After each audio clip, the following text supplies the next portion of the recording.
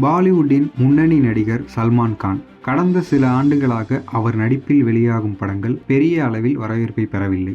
தபாங் 3, ராதே, ஆன்டிம், கிசி கா பாய் கிசி கி ஜான், சிக்கந்தர் என முந்தைய பல படங்கள் தோல்வியை தழுவின.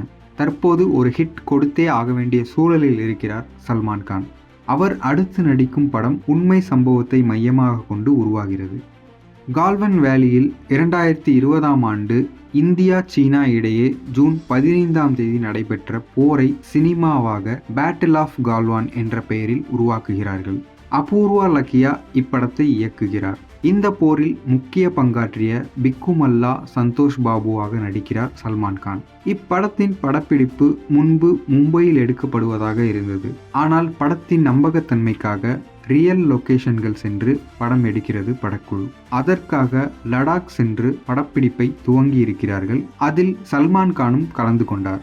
சிக்கந்தர் படப்பிடிப்புகளுக்கு சல்மான் கான் இரவில்தான் வருவார். எனவே அப்படம் நினைத்தபடி வருவதில் பல சிக்கல்கள் உருவானது.